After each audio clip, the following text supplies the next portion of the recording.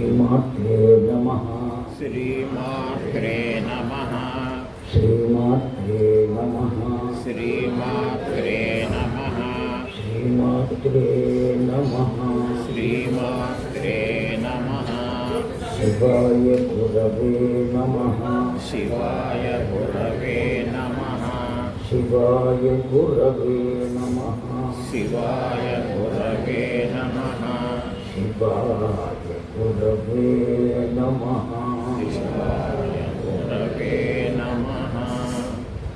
शान्तमानन्दवने वसन्तम् आनन्दमानन्दवने वसन्तम् आनन्दकन्दं रतपापवृन्दम् वाराणसीनाथमनाथनाथम्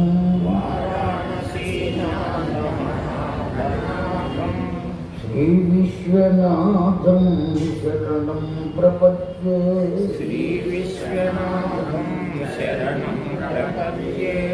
विश्वेशं माधवं तुण्डिं विश्वेशं माधवं तुण्डिं दण्डपाणिं च भैरवं दण्डपाणिं च भैरवं वन्दे काशीं गुहां गङ्गां वन्दे काशीं गुहां गङ्गां भवानीं मणिकर्णिकां भवानीं मणिकर्णिकां सच्चिदानन्दरूपाय सच्चिदानन्दरूपाय विश्वोत्पत्त्यादिहेतवे विश्वोत्पत्त्यादिहेतवे तापत्रयविनाशाय तापत्रयविनाशाय श्रीकृष्णाय वयं नमः। श्रीकृष्णाय वयं नमः। सच्चिदानन्दरूपाय सच्चिदानन्दरूपाय विश्वोत्पत्त्यादिहेतवे विश्वोत्पत्त्यादिहेतवे तापत्रयविनाशाय तापत्रयविनाशाय श्रीकृष्णाय वयं नमः। श्रीकृष्णाय वयं नमः। सच्चिदानन्दरूपाय सच्चिदानन्दरूपाय विश्वोत्पत्त्यादिहेतवे विश्वोत्पत्त्यादिहेतवे तापत्रयविनाशाय तापत्रयविनाशाय श्रीकृष्णाय वयं नमः। श्रीकृष्णाय वयं नमः।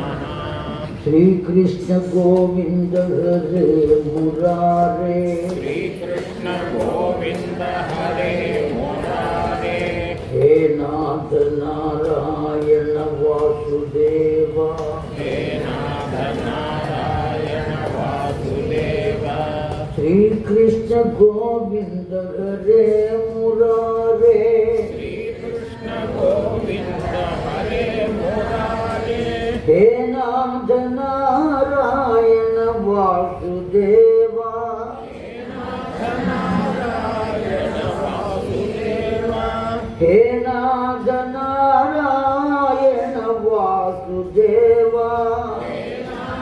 नारायण वासुदेव श्रीकृष्ण गोविन्द हरे मुरारे श्रीकृष्ण गोविन्द हरे मुरारे हरे मुरारे मधुकैटभारे हरे मुरारे मधुकैटभारे हरे मुरारे मधुकैटभारे हरे मुरारे मधुकैटभारे हरे मुरारे मधुकैटभारे मुरारे मधुकैटभारे हरे मुरारे मधुकैटभारे मुरारे मधुकैटभारे हरे मुरारे मधुकैटभारे हरे मुरारे मधुकैटभारे हरे मुरारे మధుకైటభారే హరే మురారే మధుకైటభారే హరే మురారే మధుకైటభారే హరే మురారే మధుకైటభారే జయ గోపాల కృష్ణ భగవాన్ की राधा माता को रुक्मिणी देवी की सत्य भामा माता को व्यास भगवान को गर्गाचार्य वारी की भागवत ग्रंथ माता को सुख योगेंद्र को श्रुतुल वारी की భక్తాగ్రగణ్యులకు ప్రధానంగా ఈ దివ్యమైనటువంటి వారణాసి క్షేత్ర దేవతకు, ఈ క్షేత్రంలో వేంచేసి ఉన్న విశ్వనాథునకు, విశాలాక్షికి, అన్నపూర్ణమాతకు, కాలభైరవునకు, దండపాణికి, దుండి గణపతికి, సాక్షి గణపతికి, గంగా మాతకు తదితర సకల దేవతాగణం యొక్క పాదపద్మములకు శతకోటి వందన సుమసమర్పణం చేస్తూ గర్గ సంహిత శ్రవణం చేయడానికి వస్తూ ఉన్న తల్లులకు, తండ్రులకు దేవదేవుడైన జగన్నాథుని యొక్క దివ్య ఆశీస్సులు కలగవలసిందిగా కోరుకుంటూ, ఉభయ జగద్గురువులైనటువంటి భారతీ తీర్థ మహాస్వామి వారి దివ్య చరణారవిందములకు, విధుశేఖర భారతీ స్వామి వారి దివ్య చరణారవిందములకు, బ్రహ్మానంద తీర్థ స్వామి వారి దివ్య చరణారవిందములకు శతకోటి వందన సమర్పణం చేస్తూ, నిన్నటి రోజున మనం బ్రహ్మదేవునకు కలిగినటువంటి చిద్విలాసం వల్ల పరమాత్మను పరీక్షించడం కోసం ప్రయత్నం చేశాడు.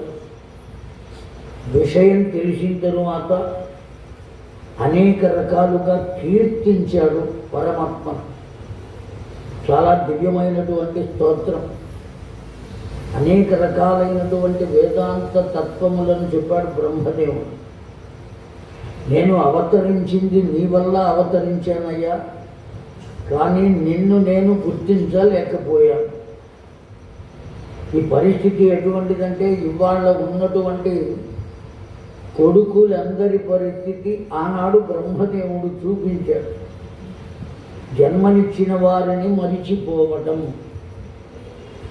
ఆనాడు బ్రహ్మదేవుడు మరిచిపోవటం వల్ల ఎటువంటి శృంగభంగం కలుగుతుంది అనేటువంటిది మనకు ఈ చరిత్ర ద్వారా తెలియజేశాడు. కన్నవారిని ఎప్పుడూ మరిచిపోకూడదు. అలా మరిచిపోవటం చేత నిన్ను పరీక్ష చేసి చేయకూడని తప్పు చేశానయ్యా, నన్ను మన్నించవయ్యా అని పరిపరి విధాలు ప్రార్థించాడు. పుత్రుడు ఎవరు, కొడుకు ఎవరు అనేటువంటిది ప్రశ్న. చాలా చక్కగా చెప్పాడండి. మనం దాన్ని విడమరిచి భావం చెప్పుకుందాం. మయా కృతయా మాతాపితరం సదా వసతుతే మాం పశ్యతి. దీన్నే వ్యతిరేకంగా చెప్పుకుంటే మాం కృతయ త్వదీయం భవతుతే పశ్యతి. ఏం చెబుతున్నాడు బ్రహ్మదేవుడు అంటే, మా అమ్మా నాన్న నా దగ్గరే ఉన్నారు అని చెప్పేవాడు కొడుకట. ఎవరంటే మా అమ్మా నాన్న నా దగ్గరే ఉన్నారు, నేనే ఎట్టి పెట్టుకున్నాను అని చెప్పేవాడు కొడుకు. నా తల్లిదండ్రుల వద్దనే నేను ఉంటున్నాను అని చెప్పేవాడు పుత్రుడు అని చెప్పాడండి బ్రహ్మదేవుడు. చాలా దివ్యమైనటువంటి మాట. పుత్రుడుగా ఉండవలెనా, కొడుకుగా ఉండవలెనా అనేటువంటిది ఇవాటి రోజున యువత ఆలోచించవలసిన విషయం. మాకెందుకయ్యా చెప్పటం, పండిపోయి ఉన్నాం కదా అని అనుకుంటే కనీసం మీ పిల్లలకు మీరు చెబుతారు కదా అనేటువంటి ఆశతో చెప్పటం. అమ్మా నాకింకా అంత పరిపూర్ణమైన అదృష్టం కలగలేదు. మీ అందరి అదృష్టవశం ఏమయ్యా అంటే, జగత్తుకే తండ్రి అయిన వాడి వద్దకు వచ్చి మీరు ఉంటున్నారు. వాడి వద్దనే మేము ఉన్నాం. అని చెప్పుకునేటువంటి దివ్యావకాశం. వాడు జగత్తుకంతటికీ తండ్రి కదండి. జగత్తు అని పేరు ఎందుకు వచ్చింది అంటే జ అంటే పుట్టుట, గ అంటే వెళ్ళిపోవుట. ఈ రెండు లక్షణములు కలిగింది కనుక అది జగత్తు. రావటం పోవటమే లక్షణంగా కలిగింది కనుక జగత్తు. ఈ జగత్తులో ఉన్నటువంటి వారికి అందరికీ పిపీలి కాదు బ్రహ్మ పర్యంతం. ఎవరయ్యా నాథుడు, ఎవరు తండ్రి అంటే తల్లి తండ్రి కూడా ఇక్కడే ఉన్నారు. అనేకమైనటువంటి తత్వములతో ఆ తల్లి ఉన్నది, అనేకములైనటువంటి యోగములతో సాక్షాత్తు తండ్రి ఉన్నాడు. వారిద్దరి వద్ద మీరు ఉండటం అనేటువంటిది మీరందరూ చేసుకున్నటువంటి మహద్భాగ్యం. ఎవరికి లభిస్తుంది ఆ భాగ్యం? వాడి పాదాల దగ్గర ఆశ్రయణం చేసి సంసేవనం చేసుకునేటువంటి భాగ్యం మీకందరికీ లభించింది. అది శాశ్వతమై 9 నెలలు మాత్రమే ఉందామని వచ్చామండి అనుకునేవాళ్ళు కూడా 9 నెలలు కాదు కదా, 90 సంవత్సరాలు దాటేంత వరకు కూడా ఇక్కడే ఉండేటువంటి స్థితిని ఆ విశ్వనాథుడు మీకందరికీ కూడా మధ్యలో వెడదామనుకునే వాళ్లకు వెళ్ళేటువంటి అవకాశం కూడా కల్పించకుండా కట్టి ఇక్కడ పడవేసి ఉంచవలే అని మనసా వాచ కర్మణ కోరింది. మధ్య మధ్యలో అనిపిస్తూ ఉంటుందండి, ఏదో మనవడికి ఒడుగున్నది, లేదా మనవరాలికి తాంబూలాలు పుచ్చుకుంటున్నారు, లేదు వాడికి పెళ్ళి ఉన్నది, వీడికి పేరంటం ఉన్నది, అన్నీ వదులుకుని కదా ఇక్కడికి వచ్చింది. ఆ గోపికలు కృష్ణ పరమాత్మ దగ్గరికి వచ్చి ఏం చెప్పారు, మీరందరూ దేనికి వచ్చారు అని అడిగితే వాడు ఏమన్నాడు? ఆ గోపిక ఏం చెప్పిందండి? చాలా చాలా విలువైన మాట, బరువైన మాట. అన్నీ వదులుకొని ఇక్కడికి వచ్చామయ్యా. ఎవరెవరిని వదులుకున్నారండి వాళ్ళు? లెక్క పెట్టుకుందాం. కడుపున పుట్టిన వారినే కాదు వదిలింది, కన్న తల్లిదండ్రులను వదిలారు, కడుపున పుట్టిన వాళ్ళను వదిలారు. అంతేకాదు మేము తల వంచితే మాకు తాళి కట్టిన వాడిని కూడా వదిలి నీ దగ్గరికి వచ్చాం. తాళి కట్టిన వాడిని వదిలి అంటే మొగుడిని వదిలిపెట్టి ఊళ్ళో వెళ్ళటం అనేది కాదు అర్థం. సర్వబంధనాలు ఛేదించుకున్నామని అర్థం. ఆ సర్వబంధనాలలో అత్యంత ప్రమాదకరమైనటువంటి బంధనం సంసార బంధనం. ఆ సంసారానికి మూలమైన వాడు ఎవరయ్యా అంటే వాడే తాళి కట్టిన వాడు. అందుకని ఆ సంసారాన్నే వదిలేమని చెప్పడం దాని భావం, అంతే తప్ప మొగుడిని వదిలిపెట్టి వెళ్ళామని కాదు అర్థం. ఏ విధంగా మనం భావాన్ని తీసుకోవాలి, ఏ విధమైనటువంటి మాధుర్యాన్ని మనం పొందాలి, అంత మాధుర్యాన్ని అందించగలిగినటువంటి భూమి కనుకనే దానికి ఏమని పేరు వచ్చింది అంటే మధుర మండలం అని పేరు వచ్చింది. అంత మాధుర్యమైనటువంటిది ఆ మధుర మండలం. దాంట్లోనే బృందావనం కూడా. అంతేగాని బృందావనంలోనిది మధుర కాదు, మధుర మండలంలోనిదే బృందావనం. కనుక మనం ముందు ఎక్కడికి చేరుకోవాలి అంటే మధుర మండలంలోకే చేరుకోవాలి. మీరంతా కూడా అక్కడే ఉన్నారు, అందులో ఏమాత్రం సందేహం లేదు. కాకపోతే ఒక్కొక్కప్పుడు కాలు తీసి ఇంకొక చోట వేసేటువంటి పరిస్థితి కలగకుండా నిరంతరము అక్కడే ఉండిపోయేటువంటి స్థితి కలిగితే మీ పాదాలు కూడా కొంతకాలానికి పాద పద్మములుగా పరిణామము చెందే అవకాశము, పరిణతిని పొందుతుంది.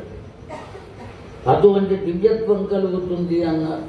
అనేక రకాలుగా ప్రార్థించారు ఈ గోప బాలకులంతా. ఒకనొకనాడు తాళవనంలో ప్రవేశించారంట. ఆ తాళవనాన్ని కాపలా కాస్తున్నాడు ఒక రాక్షసుడు. ఏ రూపంతో ఉన్నాడు అంటే గార్ధభ రూపంతో ఉన్నాడు. వాడు ధేనుకాసురుడు అని వాడికి పేరు మాత్రం చాలా గొప్పగా ఉన్నది. ధేనుకాసురుడు అని పేరు వాడికి. కానీ వాడి రూపం మాత్రం ఎలా ఉన్నది అంటే గార్ధభ రూపంతో ఉన్నదండి వాడు. అతని భయం వల్ల గోపబాలకులు ఎప్పుడూ అక్కడికి వెళ్ళలేదు. కానీ పొరపాటున ఇవాళ వాడు ఆ వనంలో కనబడకపోతే దాంట్లో ప్రవేశించారు. ప్రవేశించిన తర్వాత బలరాముడే ముందు ఏం చేశాట, ఆ తాటి చెట్లను పట్టుకుని ఊపాడట.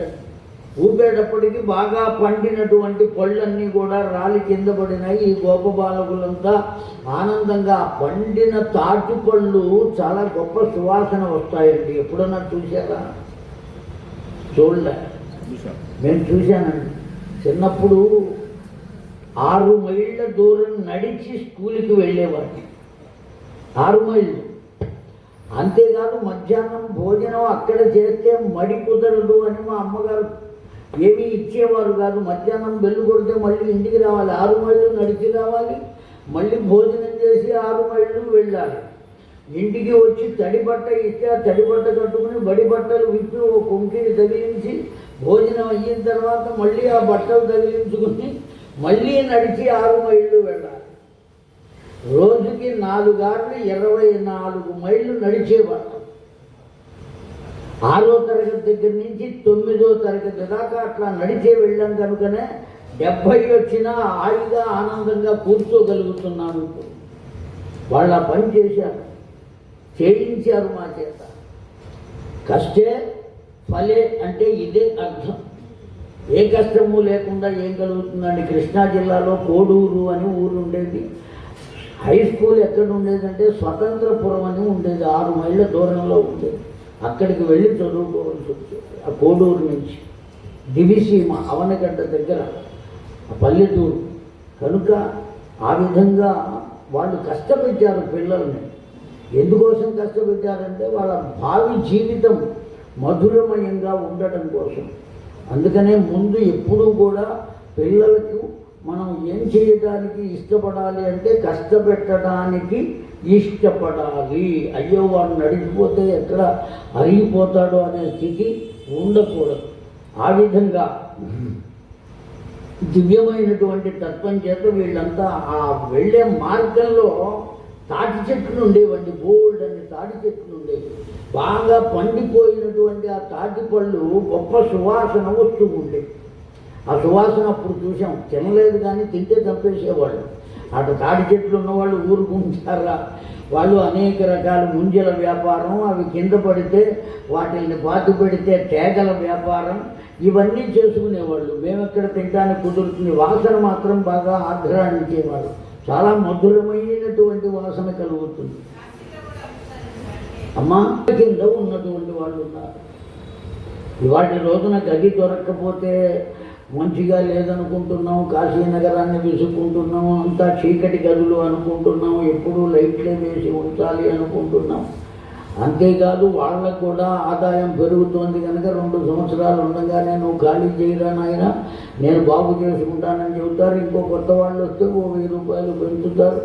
అనేక రకాలు కలి ప్రవేశం అనేటువంటిది ఎవరి ద్వారా జరిగింది. విచిత్రం ఏమంటే నన్ను అడుగుతూ ఉంటారు కొంతమంది కాశీనగరంలోనే, ఏమయ్యా కలి ప్రవేశించే అవకాశం లేదన్నారు కదా కాశీనగరంలో, ఎన్ని దురాగతాలు జరుగుతున్నాయంటే కాశీనగరంలో కలి లేడు, వాడు ప్రవేశించడు. కానీ ఎవరిలో ప్రవేశించాడు? మనలో ప్రవేశించాడు. ఆ ప్రవేశించినటువంటి వాళ్ళు వచ్చారు అంతే తప్ప నగరంలో వాడు ఉండడు. ఎవరి దగ్గర ఉంటాడు అంటే మన దగ్గర ఉంటాడు. ఎందుకు మన దగ్గర ప్రవేశిస్తున్నాడు అంటే మనలోనే లోపం. నిరంతరం ఆ విశ్వనాథుడిని విశ్వనాథ విశ్వనాథ విశ్వనాథ విశ్వనాథ అని ఎప్పుడు అనుకోగలుగుతామో వాడు అంత దూరంలో ఉంటాడు, దగ్గరికి రాలేడు. భగవన్నామం ఉన్న చోట అతడు ఉండలేడు, అతడు ఉన్న చోట భగవన్నామం ఉండదు. కనుక మనం నిరంతరం ప్రయత్నపూర్వకంగా భగవన్నామం కనుక చేస్తే అస్సలు కలిపురుషుడు కనబడే అవకాశమే లేదు. అంతా ఎవరి వల్ల ప్రయత్నం జరుగుతుందంటే మన వల్లనే జరుగుతుంది. ఈ గోప బాలకులంతా చక్కగా పళ్ళు తింటున్నారు. ఆ బలరాముడు ఎప్పుడైతే దాన్ని పట్టుకుని అలా ఊపుతున్నాడో వెంటనే వెనుక నుంచి వచ్చి ఆ కాళ్ళతో తన్నాడండి. ఆ తన్నేటటువంటి ధేనుకాసురుణ్ణి పిడిగుద్దులతో సంహరించాడు. ఎవరు సంహరించింది? బలరాముడు సంహరించాడు. ఇప్పటిదాకా ఉన్నటువంటి రాక్షస గణములు ఎవరు వచ్చినా ఎవరు సంహరించారు అంటే కేవలం కృష్ణ పరమాత్మ సంహరించారు. ఒక్క వీడిని మాత్రం ఎవరు సంహరించారు అంటే బలరాముడు సంహరించారు. గర్గాచార్యుల వారు సరి అయినటువంటి విధానాన్ని చెప్పారు. ఇక్కడ శ్రీమద్ భాగవతంలో కృష్ణ పరమాత్మే సంహరించినట్టుగా ఉన్నది. కానీ ఇక్కడ గర్గ సంహితలో మాత్రం బలరాముడు సంహరించాడు అని చెప్పారు. ఎందువల్ల సంహరించారు అంటే, ఎవరి ధేనుకాసురుడు బలిచక్రవర్తికి ఉన్న 8 మంది సంతానంలో 6వ వాడు ఈ ధేనుకాసురుడు. అందువల్లనే కృష్ణ పరమాత్మ సంహరించాల. కారణం ఏమి అంటే, నృసింహ అవతారంలో ప్రహ్లాదునకు మాట ఇచ్చారు, నీ వంశము వారిని ఎవ్వరిని నేను సంహరించను అని. ఎవరికి మాట ఇచ్చారు? ఆ ప్రహ్లాదునకు మాట ఇచ్చారు. కనుక ఈ ఉన్నటువంటి ధేనుకాసురుడు ఎవరయ్యా అంటే ప్రహ్లాదుని యొక్క మనువడు, ఆ ప్రహ్లాదుని యొక్క ముని మనువుడు. అవును కదండి. ప్రహ్లాదుని కొడుకు విలోచనుడు, విలోచనుడి కొడుకు బలిచక్రవర్తి, బలిచక్రవర్తి కొడుకుల్లో వాడు ఈ ధేనుకాసురుడు. నీ వంశంలో వాళ్ళని నేను ఎవరిని సంహరించను అని మాట ఇచ్చారు. కనుక ఈ దుర్మార్గుణ్ణి ఎవరి చేత సంహరింపజేశారు అంటే బలరాముని చేత సంహరింపజేశారు. ఇక్కడ కూడా మనకు సందేహం ఏమిటయ్యా, బలరాముడు కూడా భగవంతుని అవతారమే కదా, మరి ఎట్లా పొసగుతుంది ఈ విషయము అంటే, బలరాముడు ఆదిశేషుని అంశతో వచ్చినటువంటి వాడు, అంతే తప్ప ప్రత్యేకించి భగవంతుని యొక్క దివ్యత్వం మాత్రం అక్కడ లేదు. ఆదిశేషుని యొక్క అవతారం. ఆ ఆదిశేషుడే అవతరించాడు. ఏ విధంగా వచ్చారో వాడికి దీనికి ఉన్న సంబంధం ఏమిటో ముందు ముందు మనకు తెలుస్తుంది. ఆ కృష్ణ పరమాత్మ ఒకానొక సమయంలో ఇక్కడ ధేనుకాసురుని సంహరించడం అయిపోయింది. ఒకానొక సమయంలో పరమాత్మ ఆ యమునా నది ఒడ్డున ఉన్నటువంటి కాళింది అనబడేటువంటి ఒక సరస్సులో అనేకములైనటువంటి పసరములు నశించిపోవడం, అనేకమైనటువంటి గోపబాలకులు నశించడం జరుగుతుంది. ఎందువల్ల జరుగుతోంది అని ప్రశ్న వేసుకుంటే, ఈ లోపల విషసర్పములు ఉన్నాయి. ఎవరా విషసర్పము అంటే కాళీయుడు. ఈ కాళీయుడికి గరుడునకు ఎందుకు వైరం? ఎప్పటి నుంచి ఉన్నది వైరం అంటే గడచిన జన్మ నుంచి ఉన్నదటండి. ఆ వైరం సామాన్యమైనటువంటి వైరం కాదని. ఎవరు వీళ్ళు? గడిచిన జన్మలో వేదశిరుడు, అశ్వశిరుడు అనే పేర్లు కలిగినటువంటి బ్రాహ్మణులు,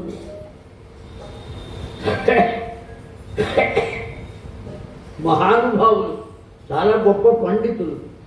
ఈ వేదశిరుడు అనబడేటువంటి వాడు ఒకనొక సమయంలో ఒక దివ్యమైనటువంటి అరణ్యంలో తపస్సు చేస్తున్నాడు. ఆ తపస్సు చేస్తున్న సమయంలో అశ్వశిరుడు అనబడేటువంటి బ్రాహ్మణుడు కూడా అక్కడికి వచ్చాట. బ్రాహ్మణుడు వచ్చి మెదలకుండా తన త్రోవన తాను కూర్చుని తపస్సు చేసుకోవచ్చు కదా ఏదో ఒక ప్రదేశంలో. అరణ్యం ఎవరి సొంతం కాదు. అయినప్పటికీ యుగధర్మేణ కథాకృతయా పృచ్ఛయంతి తథా వేదధర్మో విపశ్యంతి అని చెప్పారు. వేదధర్మ విపశ్యంతి పృచ్ఛ అశ్వశిర. ఈ వేదశిరుడు అనబడేటువంటి వాడు కూర్చుని తపస్సు చేసుకుంటే అశ్వశిరుడు అనబడేటువంటి అతడు వచ్చి అడిగాడట, అయ్యా నేను కూడా తపస్సు చేసుకుంటాను ఈ ప్రాంతంలో, కాస్త మీరు అనుమతి ఇవ్వండి. అరణ్యంలో ఎవరి అనుమతి కావాలండి? ఎవరి అనుమతితోనూ సంబంధం లేదు. అయినప్పటికీ ఏదో పెద్దతనాన్ని ఇచ్చి అడిగిన కారణం చేత వేదశిరుడు ఏం చేశాడు, ఇక్కడ కూర్చుని తపస్సు చేసుకోవడానికి వీలు లేదు అని చెప్పాడు. కారణం ఏమంటే ఏకస్తపాత్ విరాజ్యాయి అని చెప్పాడు. అడగటంలో అతడి తప్పు లేదు, వద్దు అనటంలో ఇతడి తప్పు లేదు. తపస్సు చేసుకోవడానికి ఎంతమంది ఉండాలి? ఎంతమంది ఉండాలండి? ఒక్కరే ఉండాలి. రెండో వారు వచ్చారు అంటే తపస్సు కాస్త భంగం అయిపోతుంది. ఏకస్తపాత్ విరాజ్యాయి అని సూత్రం. అధ్యయనం చేయడానికి ద్విహి, ఇద్దరు ఉండాలి. తపస్సు చేసుకోవడానికి ఒక్కరే ఉండాలి. ఏకాంతంగా ఉండాలి. ఇంట్లో ఉన్న భార్యను కూడా దగ్గరకు రానివ్వకూడదు.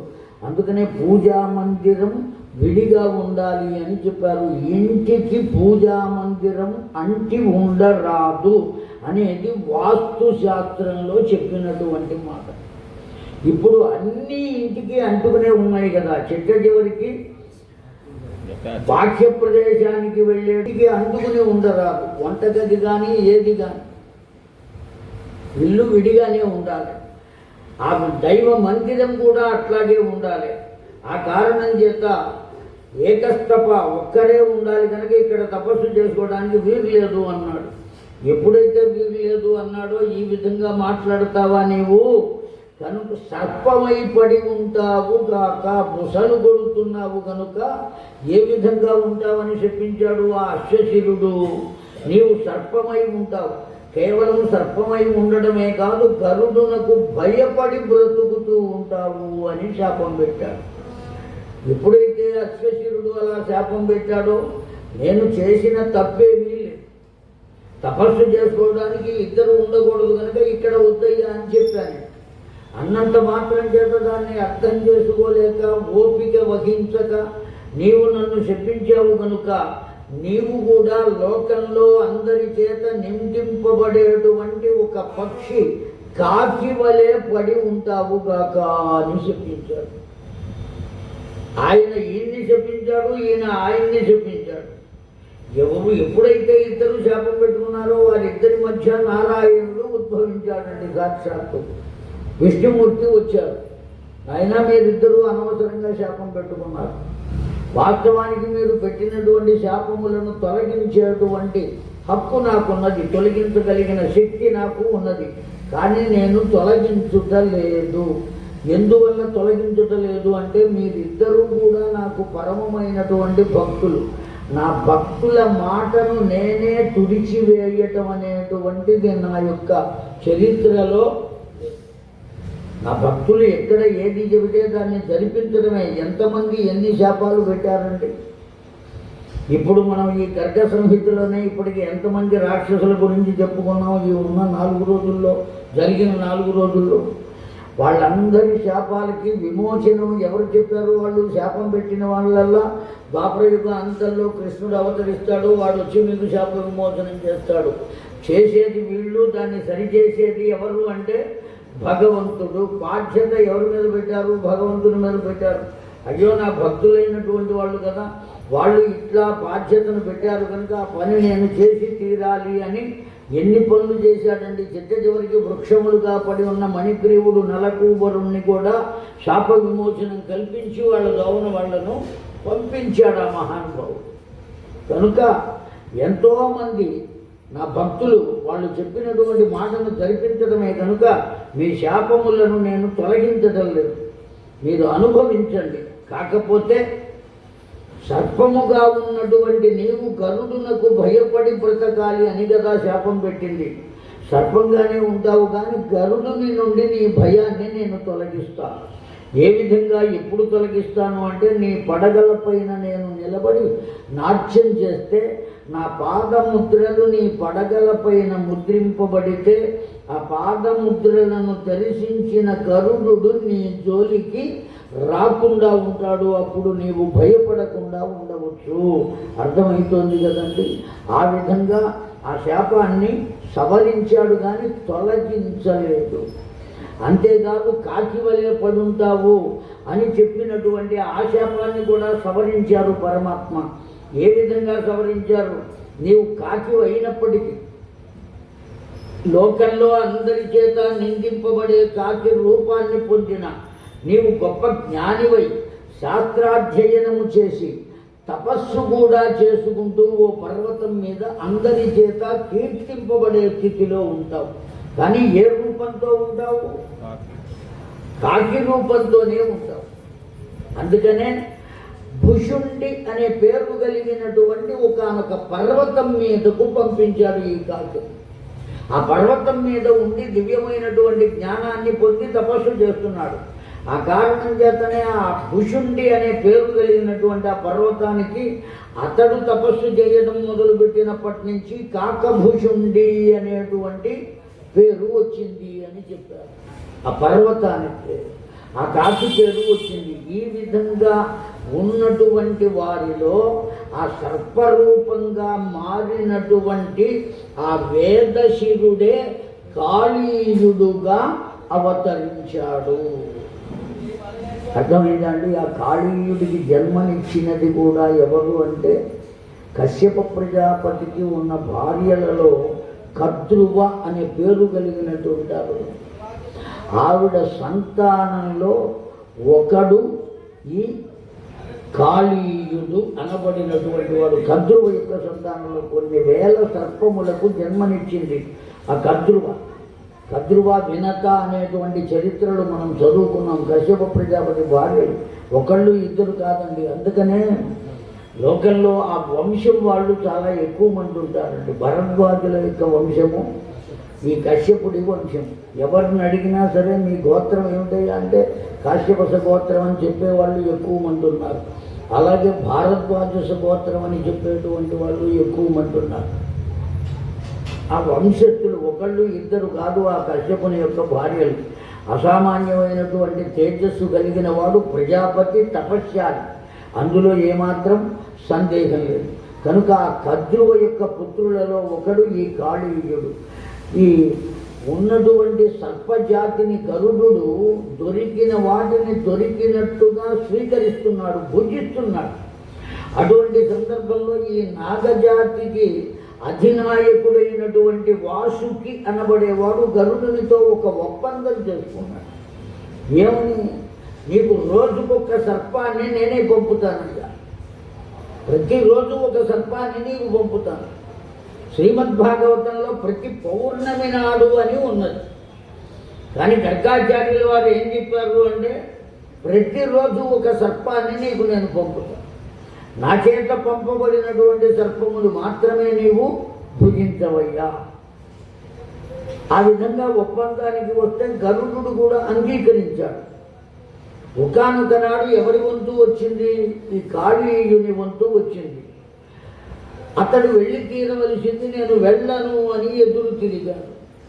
ఎప్పుడైతే వెళ్ళను అని ఎదురు తిరిగాడో గరుడునకు కాళీయునకు యుద్ధం కలిగింది. ఆ యుద్ధం కలిగినప్పుడు ఆ వాసుకి సలహా చెప్పాడు ఈ కాళీయునికి. సలహా చెప్పింది కూడా ఎవరు అంటే వాసుకే. గరుడునికి అందకుండా ఉండడం కోసం ఏమని సలహా ఇచ్చాడు అంటే, నాయనా కాళీయుడా, నువ్వు వెళ్ళి ఫలానా చోట ఉన్నటువంటి రథములో తలదాచుకో. ఎందువల్ల అక్కడికి వెళ్తే గరుడు రాడా స్వీకరించడా అంటే స్వీకరించడు. కారణమేమి? గోభిలుడు అనబడేటువంటి పేరు కలిగినటువంటి ఒకానొక తపస్యాలి అక్కడ స్నానం చేసి అర్ఘ్యమిస్తున్న సమయంలో గరుడు ఒక చేపను నోట కరుచుకుని వెళుతున్నాడు. ఆ వెళ్తున్న సందర్భంలో ఆ చేప పిల్ల యొక్క తల్లి ఆ ఋషీశ్వరుణ్ణి అడిగింది, ఏమయ్యా నువ్వు ఋషీశ్వరుడు కదా, నీ కళ్ళ ఎదురుకుండా హింస జరుగుతున్నప్పుడు దాన్ని ఆపవలసిన, ఎదిరించవలసినటువంటి ఆవశ్యకత నీకు లేదా? చేప వేసినటువంటి ప్రశ్న అండి. మనకు కూడా ఇది పాఠమే. మన కళ్ళ ఎదురుకుండా దుర్మార్గం జరుగుతుంటే దాన్ని ఆపవలసినటువంటి బాధ్యత మనకు ఉన్నదా లేదా? ఒక మనిషిగా అయ్యా మనం దాని జోలికి వెళితే మనల్ని కూడా పోలీసులు పిలుస్తారేమో, పోలీస్ స్టేషన్కి వెళ్ళాల్సి వస్తుంది, సాక్ష్యాలు చెప్పాల్సి వస్తుంది, కోర్టుల చుట్టూ తిరగాల్సి వస్తుందని మనం ఏం చేస్తున్నాం? పట్టించుకోకుండా వెళ్ళిపోతున్నాం. అర్థమైందా అండి? ఈ పట్టించుకోకుండా చూసి కూడా వెళ్ళిపోయినటువంటి పాపం మన ఖాతాలో పడుతుంది. అందుకనే మన పెద్దలు ఏమంటారు? తెలుసో తెలియకో ఎన్ని పాపాలు చేసిమో. ఇవన్నీ పాపాలే. ఆ పాపాలు గరుడ పురాణంలో ఒక మాట చెబుతాడండి. ఆ దుకాణం ఉన్నదిగా, ఆ దుకాణంలో అందమైనటువంటి బొమ్మలన్నీ ఉన్నాయి. ఆ బొమ్మల్లో ఒక బొమ్మను చూచి, ఆహా ఎంత బాగున్నది ఈ చిత్తరు, ఈ విగ్రహం నా ఇంట్లో ఉంటే బాగుంటుంది కదా, మన ఇంట్లో షోకేసులో పెట్టుకుంటే అని మనస్సులో అనుకున్న అది పాపం ఏంటండి? ఎలా పాపమయ్యా అంటే మానసిక చౌర్యము అన్నారు. మనస్సుతో దొంగతనం చేసిన పాపము. వీడేమైనా బొమ్మను తీసుకెళ్ళిపోయాడా? పోనీ దగ్గరకు వెళ్ళి నాకు ఇవ్వవయ్యా అని అడిగాడా? ఏమీ లేదు, మనస్సులోనే అనుకున్నాడు. కేవలం మనస్సులో అనుకున్నంత మాత్రం చేత పాపం వచ్చేసిందట. కనుక ఎన్ని రకాలుగా ఉంటాయి పాపాలు చెప్పలేము మనం. తెలిసో తెలియకో చేస్తూ ఉంటాం. ఇదిగో మన కళ్ళ ఎదురుకుండా దుర్మార్గం జరుగుతున్నా దాన్ని పట్టించుకోకుండా మెదలకుండా మన దోవన మనం వెళ్ళిపోయి నేను సాధువుని అని చెప్పుకుంటే దానివల్ల ప్రయోజనమేమీ లేదు. సాధుత్వం అనేది నీ చేతల్లో కనపడాలి తప్ప నువ్వు పోద్దు పెట్టుకుంటే వచ్చేటువంటిది కాదు సాధువు. అందువల్ల ఎప్పుడైతే అలా అడిగిందో ఆ చేప, తల్లి చేప, వెంటనే గరుడుని పిలిచి ఆ చేపను వదిలిపెట్టవయ్యా. గరుడు అంగీకరించలేదు. ఇంకొక మారు ఈ హ్రదములో ఉన్న జీవములను కనుక నీవు ముట్టుకున్నావా మరణిస్తావు అని శాపం పెట్టాడు గోపికుడు. ఎప్పుడైతే ఆ శాపం పెట్టాడో ఆనాటి నుండి గరుడు ఈ హ్రదములో ఉన్న ప్రాణులను హింసించడు, స్వీకరించడు. కనుక నువ్వు వెళ్ళి ఎక్కడ తలదాచుకోవాలి? ఆ కాళింది మడుగులో తలదాచుకోరా అబ్బాయి అని చెప్పారు. వచ్చాడు, అక్కడ తలదాచుకున్నాడు. తన కుటుంబంతో సహా, అన్ని సర్పములతో సహా వచ్చి తలదాచుకోవడం చేత ఆ జలమంతా కూడా ఏమైందయ్యా అంటే విషపూరితమైపోయింది. గట్టిగా బిగించాడు, నడుము బిగించాడు, పంచె పైకి ఎగ్గగట్టాడు, ఆ ప్రక్కనే ఉన్న చెట్టు ఎక్కాడు, ఒక దూకు దూకాడు అని శ్రీమద్ భాగవతంలో, ఆంధ్ర భాగవతంలో పోతన గారు చెప్పారండి. కటి చేలముంపు బిగించి కాలు కీలించి భుజస్పాలనంబు చేసి ఉత్కట శాఖాగ్రము నుండి తుమికే గోపాల సింగంబు అన్నారు. ఒక్క దూకు దూకేటండి ఆ గోపాల సింహము అని పోల్చారు. ఎవరిని? కృష్ణ పరమాత్మను పోతంగా ఒక దూకు దూకాడు. ఎప్పుడైతే దూకాడో మొత్తం అందరూ పరుగు పెట్టారండి బృందావనాన్ని. పరుగు పెట్టి ఆ యశోదమ్మకు చెప్పారు, అమ్మా విషంతో కూడుకున్న నీళ్ళల్లో దూకాడు కృష్ణయ్య. గుండెలు బాదుకుంటూ వచ్చింది. కేవలం ఆవిడ ఒక్కతే వచ్చింది, ఆ బృందావనం మొత్తం అంతా వచ్చిందండి. దేనికోసం వచ్చిందండి? అందులో దూకినవాడు కేవలం యశోదమ్మ కొడుకు మాత్రమే. ఆవిడ చేత పెంచబడేటువంటి ఆ కృష్ణయ్య మాత్రమే దూకాడు. మరి వీళ్ళంతా ఎందుకు వచ్చారు అంటే నఖను గోపికానందను భవాని. అర్థమవుతున్నదండి. వీడు కేవలం ఆ యశోదమ్మ కొడుకు మాత్రమే కాదు, అఖిల దేహిన అంతరాత్మకు, అందరి హృదయాలలోనూ ఉండేటువంటి వాడు. కనుకనే వాడికి ఏమని పేరు? వాసుదేవుడు అని పేరు. ఈ వాసుదేవుడు అనే పేరు ఎప్పటి నుంచి ఉన్నది అంటే కృష్ణుడు పుట్టక ముందు నుంచి ఉన్నదండి. కేవలం వసుదేవుని పుత్రుడు కనుక వాసుదేవుడు అని కాదు, అందరి హృదయాలలోనూ వసించి ఉన్నటువంటి వాడు, ప్రపంచమంతటా వసించి ఉన్నటువంటి వాడు, తన యందు ప్రపంచమును వసింప చేసుకున్నటువంటి వాడు. ఈ వసించుట అనేటువంటి దానికి రెండు భావాలు ఉన్నాయి. ఉండుట అనేటువంటి భావం ఒకటి, తన వశము చేసుకొనుట అనేటువంటి భావం ఒకటి. ఆ భగవంతుడు అందరినీ తన వశం చేసుకుంటాడండి. కృష్ణ అని అన్న వెంటనే చీచి అనేవాడు ఎవడైనా లోకంలో ఉన్నాడా? ఎంత నాస్తికుడు కూడా కృష్ణనామాన్ని వ్యతిరేకించడు. ఎందువల్ల అంటే ఆ నామంలోనే ఆ ఆకర్షణ ఉంది. ఆ కారణం చేతనే రామ అంటానికి ఏమైనా కాస్త వెనకాడతారేమో కానీ కృష్ణ అంటానికి మాత్రం ఎవరు వెనుకాడరు. సరిగదా? పాపం పోవాలి అన్నా ఏమంటారు చెప్పండి? ఏదైనా తెలిసో తెలియకో పాపం చేసామనుకోండి, కృష్ణ కృష్ణ అంటారు. అంతేకాదు మా గురువు గారు మాట చెప్పేవారండి, బ్రహ్మశ్రీ మద్దులపల్లి మాణిక్య శాస్త్రి గారు. మనకు తెలిసిపోతే రామార్పణం అనాలట, మనకు తెలియకుండా పోతే కృష్ణార్పణం అనాలట. అర్థమైందా అండి?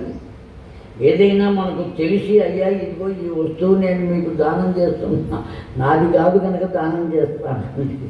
అర్థమైందండి? ఈ వస్తువు దానం చేస్తున్నాను అన్నప్పుడు మనం ఏమనాలి? రామార్పణం అనాలి. నాకు మీకు ఎవరికీ తెలియకుండా ఎవరో ఒకళ్ళు తీసుకున్నారనుకోండి, అయ్యా నేను ఇక్కడ వాచి పెట్టాను కనపడలేదు అని అంటే కృష్ణార్పణం అనాలి. మనకు తెలియకుండా పోయింది కనుక.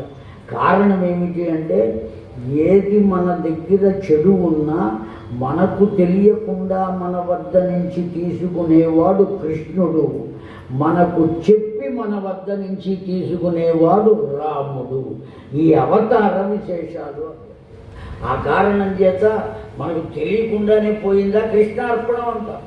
అంత గొప్పవాడు వాడు, మనకు తెలియకుండానే చేసేస్తాడు.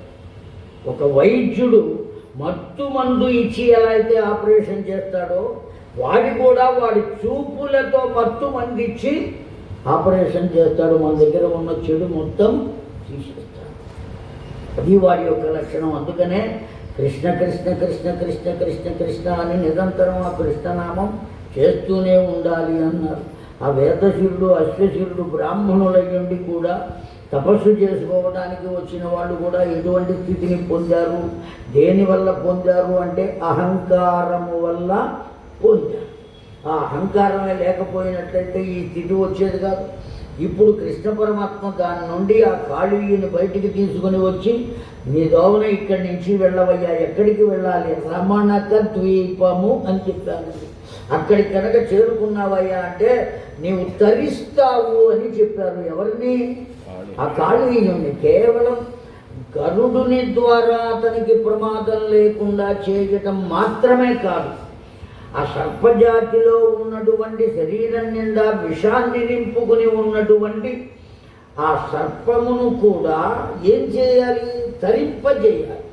తరింపజేయడం కోసం ఏ ద్వీపానికి పంపించారు అంటే రమణక ద్వీపం దగ్గరికి వెళ్ళు. నీ ఒక్కడవే కాదు, నీ కుటుంబం మొత్తం వెళ్ళు. అంత స్థితి ఆ విషసర్పానికి దేనివల్ల కలిగింది అంటే పరమాత్మ కొద్దిసేపు అయినా ఆ శిరమున నిలబడేటువంటి అవకాశం కల్పించింది. ఎవరు కల్పించింది? ఆ సర్పం తన శిరస్సు మీద పరమాత్మను ఉండేటువంటి స్థితిని కల్పించింది. కేవలం ఉండడమే కాదు, నాట్యం కూడా చేశాడు. ఆ కారణం చేత అంత దివ్యత్వం కనుక భగవంతునకు మనం చేసేటువంటి సేవ లేశమాత్రమైనా ఎంతటి ఫలితాన్ని ఇస్తాడు అంటే మనము మోయలేనంత ఫలితాన్ని మనకు భగవంతుడు అందిస్తాడు. చేయవలసింది ఇప్పుడు కేవలం అయ్యా వినాలని ఉన్నది నువ్వు చెప్పవయ్యా. ఏర్పాటు చేశారు ఆ తల్లి ఆ దంపతులు ఇద్దరు. మనం అందరం కూర్చుని వింటున్నాం, అంటున్నాం. అవునా కాదా అండి? వారిద్దరి నిమిత్తంగా మనం కూడా ఈ గర్గ సంహితను శ్రవణం చేసేటువంటి భాగ్యం ఎవరెవరు సహకరిస్తున్నారో వారందరి నిమిత్తం అనుకుంటాం. అవునా కాదా అండి? ఇంత దివ్యత్వము ఎవరి వల్ల కలిగింది అంటే వారు ఏర్పాటు చెయ్యటం వల్ల కలిగింది. లేకపోతే ఏం చేస్తాం? ఏ సంఖ్యలో భుజాన్ని తగిలించుకుని అటు ఇటు తిరుగుతూ ఉంటాం. ఏదైనా గుడి కనపడితే మాత్రం కాసి నీళ్లు ఆ పోయటం కూడా ఎట్లా పోస్తాం మనం చూస్తూ ఉంటాం. ఆ కేదారేశ్వరుడు గుళ్ళో ఇట్లా పోస్తూ ఉంటాడు వాడు. ఏమి భక్తి రానిది. అయితే పోయటం మానుతాడు అంటే మానుతాడు. రోజు వస్తాడు, రోజు పోస్తాడు. అర్థమైందండి? వాళ్ళు అక్కడే కూర్చుని నమస్తే రుద్రమన్యవతో ఈశ్వరుడు ఏదమహ అంటూ ఉంటే మిగతా వాళ్ళందరూ ఏమైపోతారు? అందుకని వాడు చేసేది కూడా కరెక్టే అని మనం అనుకోవలసిందే తప్ప నిందించడానికి మాత్రం అవకాశం కదా. అనేక మంది ప్రజలుగా వస్తున్నది. ఆ కారణం చేత అతడి భక్తికి ఆ తత్వాన్నే పొందాడు. అయినా సరే ఆ విశ్వనాథుడు కూడా దానికే అంగీకరిస్తున్నాడు, ఆనందపడుతున్నాడు. అందులో ఏమాత్రం సందేహం లేదు. కనుక మనం ఏమాత్రం భక్తి చూపించినా, లేశమాత్రం భక్తి చూపించినా మోయలేనంత ఫలితాన్ని మనకు భగవంతుడు తప్పక అందిస్తాడు అనేటువంటి విషయాన్ని ఈ చరిత్ర ద్వారా మనం తెలుసుకోగలిగాం. అంత దివ్యమైనటువంటి చరిత్ర చెప్పిన తర్వాత ఈ బహుళాసుడు మళ్ళీ అడిగాడండి, ఏమయ్యా ఆనాడు పసిపిల్లవాడుగా ఉన్నటువంటి వాడిని ఎత్తుకున్నది రాధ అన్నమాట. విన్నారు కదండి, గుర్తుంది కదా. ఆ పసిపిల్లవాడుగా ఉన్నటువంటి వాడిని ఎత్తుకున్నది వాడు కాస్త ఎంత వయస్సులో మారిపోయాడు అంటే 16 ఏళ్ల వయస్సులో మారిపోయాడు. వారిద్దరూ కలిసి ఎక్కడికి చేరుకున్నారో అక్కడికి చేరుకున్నారు. చేరుకున్న తర్వాత బ్రహ్మదేవుడు వచ్చాడు. సంభారములన్నీ సిద్ధంగా ఉన్నాయి. వైభవంగా వారిద్దరికీ ఏం జరిపించాడు? కళ్యాణం జరిపించాడు. జరిపించిన తర్వాత ఆనందంగా యమునా నది ఆ తిన్నెలు ఉన్నాయే, ఇసుక తిన్నెలు, వాటి మీద వారిద్దరూ కూడా రాసం జరిపినట్టుగా చెప్పారు. చెప్పిన తర్వాత రాసం జరిపిన తర్వాత వాడు మళ్ళీ ఏమైపోయాడు? పసిపిల్లవాడుగా మారిపోయాడు. పసిపిల్లవాడుగా మారిపోతే రాధాదేవికి దుఃఖం కలిగింది. దుఃఖం కలిగితే ఆకాశవాణి చెప్పిందట. ఏమని చెప్పింది ఆకాశవాణి? శోచం మాకురు కళ్యాణి బృందారణ్యే మనోహరే మనోరథాస్తే భవిత శ్రీకృష్ణేన మహాత్మానా అని చెప్పిందండి. ఏం చెబుతున్నదండి ఆవిడ? శోచం మాకురు రాధ, నీవు దుఃఖపడవద్దమ్మా ఓ కళ్యాణి. నిన్ను మరల చేరుకునేటువంటి సమయం ఆసన్నం అవుతుంది. అతడు పసిపిల్లవాడుగా ఉండి చేయవలసినటువంటి కర్మలు కొన్ని ఉన్నాయి. ఆయన వచ్చిందే దేనికి? ఏమండి, ఇక్కడ వచ్చి కూర్చున్నది గర్గభాగవతం చెప్పడానికి. ఏవో కబుర్లు చెబితే ఎవరు కూర్చుంటారో చెప్పండి? ఉంటారా? వెళ్ళిపోతారు. ఎవరిని ఎవరు అడగవలసిన పని లేదు కదా. కనుక ఎందుకొరకు వచ్చాడో, ఏ స్థితిలో ఆ పని చెయ్యాలో అలా చేసి తీరాలి. అందువల్ల అతడు మళ్ళా పసిపిల్లవాడుగా మారిపోయాడు. అందుకనే శోచం మాకురు కళ్యాణి బృందారణ్యే మనోహరే. ఒకానొక సమయం వస్తుంది నీకు, మనోహరమైనటువంటి సమయం. ఎప్పుడు వస్తుంది అంటే బృందావనం చేరుకున్న తర్వాత వస్తుంది. ఆ వచ్చినటువంటి సమయంలో మనోరథాహతే, నీ మనోరథం అప్పుడు తీరుతుంది. నువ్వు అప్పటిదాకా వేచి ఉండాలి. భవితా శ్రీకృష్ణేన మహాత్మానా, అప్పుడు నీవు ఆ శ్రీకృష్ణ పరమాత్మను పరిపూర్ణంగా పొందేటువంటి అవకాశం ఉంటుంది. అప్పటి వరకు ఎడబాటు తప్పదు అని చెప్పారండి. అసలు ఈ ఎడబాటు ఏమిటండి? కృష్ణ పరమాత్మే ఒక మాట చెప్పారటండి, చాలా గొప్ప మాట చెప్పారు. విరగం వ్యవస్థిత తదా మధురం మధురాతి యోగం. ఎడబాటు అనబడేది చాలా గొప్పదటండి. ఎప్పుడైతే ఎడబాటు కలుగుతుందో ఆ ఎడబాటు పొందిన వారు ఎవరెవరు ఎడబాటు పొందారో ఒకరికి ఇంకొకరి మీద, వారికి వీరి మీద కూడా ప్రేమ ఉత్పన్నమవుతుంది, ఉప్పలు అవుతుంది తప్ప తరిగేటువంటి అవకాశం లేదు. ఉప్పలు అవ్వడం అంటే తొక్కితే ఊరుతుంది అంటారే, ఇది దాని అర్థం. ఉప్పతిల్లుట అంటే అర్థం ఏమిటంటే అడుగు వేస్తే కింద నుంచి ఊట పైకి వచ్చినట్టుగా ప్రేమ అలా ఉత్పన్నం అవుతుందట. ఎప్పుడు ఉత్పన్నం అవుతుంది? ఆ ఎడబాటు వల్ల. ఆధునిక కవులు కూడా అదే మాట చెప్పారు. విరగము కూడా సుఖమే కాదా, నిరతము చింతన మధురము కాదా. చాలా గొప్ప పదపు వాళ్ళు. ఆనాడు సినిమాల్లో రాసిన కవులు చాలా గొప్పవాళ్ళు అండి, మంచివాళ్ళు. అయితే ఆ విరగము వల్ల వీరిద్దరిలో కూడా ఒకరి పట్ల ఒకరికి ప్రేమ ఏమవుతోంది? ఉప్పతిల్లుతోంది తప్ప తరిగేటువంటి అవకాశం ఉండదు. అయినా ఎందువల్ల కలిగింది వీళ్ళిద్దరికీ? ఈ విషయాన్ని గోలోకంలో ఉన్నప్పుడే కృష్ణ పరమాత్మ చెప్పారటండి. ఎవరికి చెప్పారు? రాధాదేవికి చెప్పారట. ఆ విరహము అంత గొప్పది అని. కానీ వాళ్ళిద్దరికీ విరహము యొక్క రుచి తెలియదట. ఎవరిద్దరికీ తెలియదు? ఆ కృష్ణ పరమాత్మకు కానీ రాధికాదేవికి కానీ. ఎలా తెలియదు? ఎందువల్ల తెలియదు అంటే యథా క్షీర వర్ణవతు అన్నారు. పాలల్లో ఉన్నటువంటి తెలుపుదనము ఎలా అయితే పాలను వదిలిపెట్టి ఉండకుండా ఉంటుందో, రాధాదేవి కూడా పరమాత్మను వదిలిపెట్టి ఉండదు. పరమాత్మ ఎవరు అంటే క్షీరం. ఆ క్షీరము యొక్క వర్ణమైనటువంటి తెలుపు సితవర్ణం ఎవరు అంటే రాధాదేవి. పాలను తెలుపు వర్ణం వదిలిపెట్టి ఉంటుందా అండి? ఉండదు. నీళ్లు కలిపినా అవి తెల్లగానే కనపడతాయి. ఆ విధంగా రాధాదేవి ఆ విధంగా కలిసి ఉంటుంది. వాళ్ళిద్దరికీ ఎడబాటు అనేది లేదు. కారణం ఏమంటే అతడు లేకుండా ఆమె లేదు, ఆమె లేకుండా అతడు లేడు. నిరంతరం శక్తియుక్తుడై ఉన్నాడు. వారికి ఎడబాటు ఉండే అవకాశం లేదు. ఉన్నట్టుండి ఏదో చిద్విలాసం కలిగి కృష్ణయ్య ఎడబాటు యొక్క రుచిని తెలుసుకోవాలని ఉన్నది అన్నది తండ్రి అమాయకంగా. ఎవరు అన్నది? రాధాదేవి. ఆ ఎడబాటు కలిగితే ఎలా ఉంటుందో ఆ రుచి తెలుసుకోవాలని ఉన్నదయ్యా అంటే అస్తుతే భవితవ్యం అన్నారటండి కృష్ణ పరమాత్మ. ముందు ముందు కలుగుతుంది, ఆ రుచి నీకు తెలుస్తుంది అని. అప్పుడు మాట ఇచ్చారు కనుక గోలోకంలో ఆ ఎడబాటు ఇప్పుడు కల్పించారు అన్నారు. దాని ఇదంతా చెప్పింది గర్గాచార్యుల వారు. ఒకదానికి ఏ విధంగా ఆయన కూర్పు చేస్తున్నారో గర్గాచార్యుల వారు. భాగవతంలో ఉన్న కథలే ఉన్నాయి, కానీ గర్గ సంహిత మాత్రం అత్యంత మధురమైనదండి. అందులో ఏమాత్రం సందేహం లేదు. భాగవతం అంతా తీపే, కానీ గర్గ సంహిత ఉన్నదే అంతకన్నా మించినటువంటి మాధుర్యం ఏమున్నదో. అది కేవలం ఒంటరిగా కూర్చొని చదువుతూ ఉంటే ఆ భావాలన్నీ తెలుస్తూ ఉంటే మనం కూడా ఎక్కడికి వెళ్తామంటే రాధాదేవితో పాటు వెళ్తాము. అందులో ఏమాత్రం సందేహం లేదండి. అట్లా తీసుకువెడుతుంది ఆ రాధికాదేవి చరిత్ర.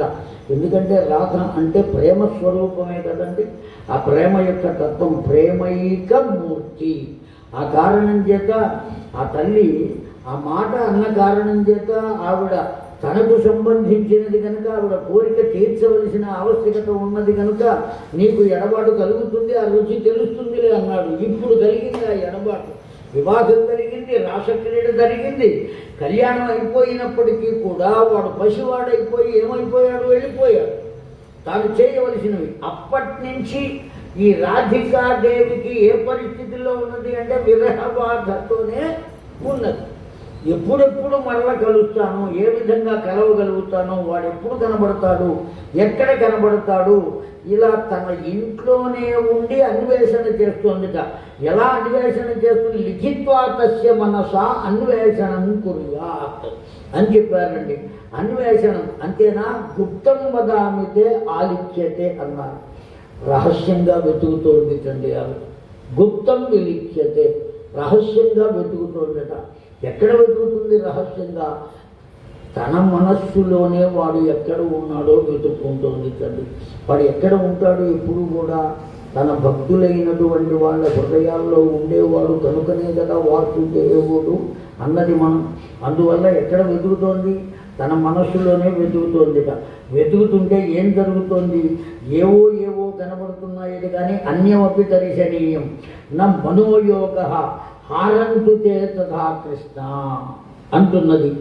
ఏవి కృష్ణయ్య, నేనేదో పొరపాటున ఆ విరహ వేదన ఎలా ఉంటుందో చూడాలి అన్నానే అనుకో. నువ్వు ఇట్లా ఉండకూడదు అని నాతో ఆనాడు చెప్పరాదా? నా కోరిక ఎందుకు తీర్చాలి? ఇప్పుడు నేను నిన్ను చూడలేక ఉంటున్నానయ్యా, నిన్ను నాలోనే వెతుక్కుంటున్నానయ్యా. వెతుక్కుంటున్నా అనేకములైనటువంటి విషయాలు కనబడుతున్నాయి కానీ నువ్వు మాత్రం కనబడటం లేదయ్యా. ఈ స్థితిలో ఆవిడ దుఃఖపడుతుందటండి. ఎవరు దుఃఖపడుతున్నది? ఆ రాధాదేవి. పరిపూర్ణమైనటువంటి ఆ దుఃఖం కలిగితే కానీ భగవంతుడు అందేటువంటి అవకాశం లేదండి. ఎంత గొప్పగా చెప్పారంటే గర్గాచార్యుల వారే, అపి జ్ఞానం దీయత, శాస్త్రం దీయత, వైభవం దీయత, న భక్తి కురుతా దీయవంత. ఆ భగవంతుడు ఏమి కారణమో తెలియదు కానీ మనం అడిగితే జ్ఞానం ఇస్తాడు, లేదా సంపదలు ఇస్తాడు, పదవులు ఇస్తాడు, కీర్తిని కట్టబెడతాడు. భక్తినివ్వరా మాత్రం అంటే మాత్రం ఇవ్వటండి వాడు.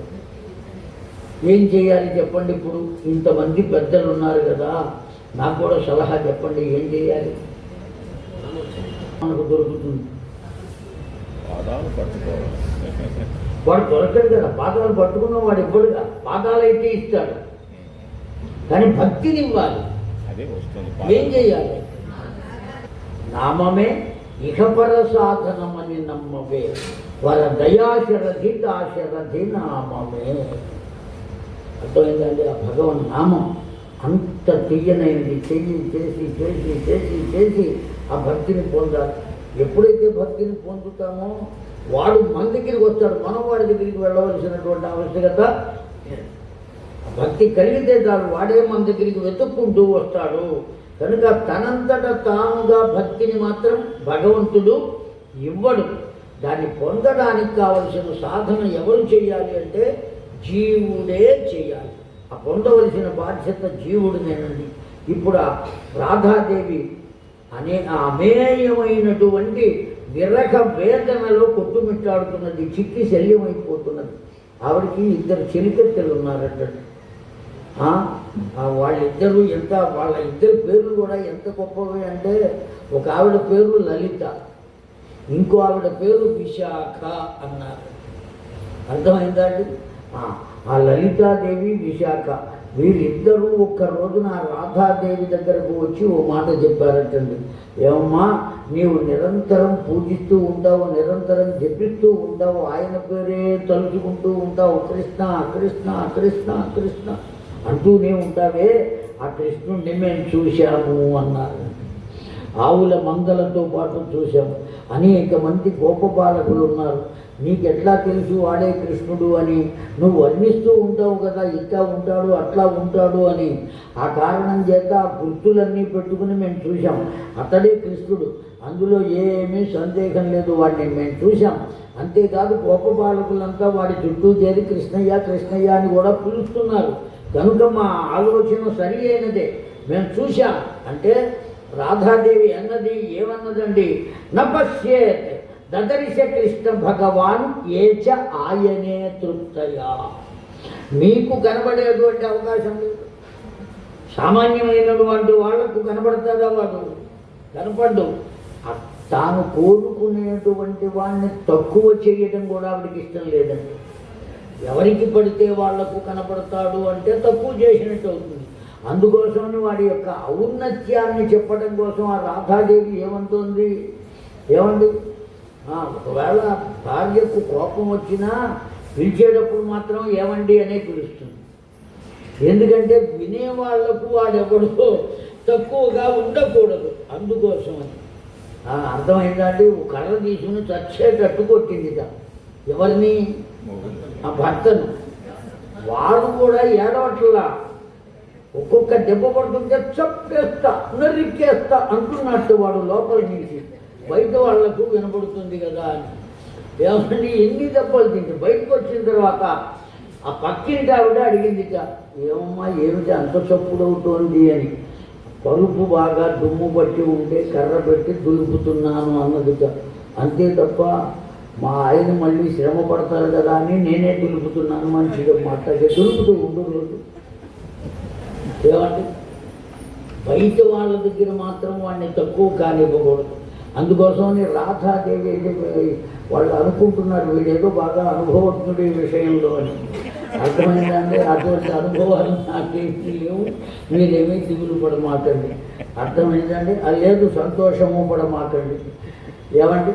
కనుక ఆ రాధాదేవి చిచ్చి మీకు కనబడలేదు, మీరంతా అపోహపడుతున్నారు. ఎవరికి పడితే వాళ్లకు దర్శనం ఇచ్చేటువంటి వాడు కాదు. అతడి దర్శనం అంత సులభమైనటువంటిది కాదు. దుర్లభో వ్యవస్థ. వాడు ఎటువంటి వాడు అంటే దుర్లభుడు. ఎవరికైనా దొరుకుతాడా? వాడంత సులభుడు లేడు, వాడంత దుర్లభుడు సామాన్యమైన వాళ్ళకి ఎవ్వరికీ లభించదు. కాస్త భక్తి కలిగి ఉంటే చాలు, వాడంత సులభుడు ఇంకొకడు లేడు. వాడే వెంటబడుతూ ఉంటాడు. అర్థమైందండి? చైతన్య ప్రభు అని ఉన్నారు, పూరి జగన్నాథంలో ఉంటారండి చైతన్య ప్రభు. ఆయన ఊంచబుట్టి ఆయన భిక్షాటన చేస్తూ ఉండడం. పోనీ ఇంటింటికి వెళ్ళి భిక్షాటన చేస్తాడు అంటే భిక్షాటన చెయ్యడు, వీధి వెంట అలా వెళ్ళిపోతూ ఉంటాడు. ఆ శ్రీకృష్ణ గోవింద హరే మురారి అని ఆ తంబురా మీటుతూ ఆ భజన చేసుకుంటూ వీధి వెంట వెళ్ళిపోతూ ఉంటే ఆ వాకిట్లో ఉండి అతడు ఎప్పుడు వస్తాడా అని ఎదురు చూస్తూ ఆ తల్లులంతా ఆయన భుజాన తగిలి ఉంచి ఉన్న బుట్టలో పదార్థాలు పెడుతూ ఉంటారు. ఈయన కేవలం పాడుతూ పెడుతున్నాడా అంటే కాదట, నాట్యం చేస్తూ పెడుతూ ఉంటాడు. ఆ నాట్యం చేయటం చేత ఆ బుట్టలో ఉన్న పదార్థాలన్నీ ఏమవుతున్నాయంటే ఎగిరి కింద పడిపోతున్నాయి. ఇంటికి వెళ్ళేటప్పటికి ఎంతమంది ఎంత పెట్టినా మిగిలేవి గుప్పెడు నూకలు. అవి గంజి కాసు తాగుతున్నాడా? ఒక రోజున ఒక 7 ఏళ్ల పిల్లవాడు ఆయన దగ్గరకు వచ్చాడు.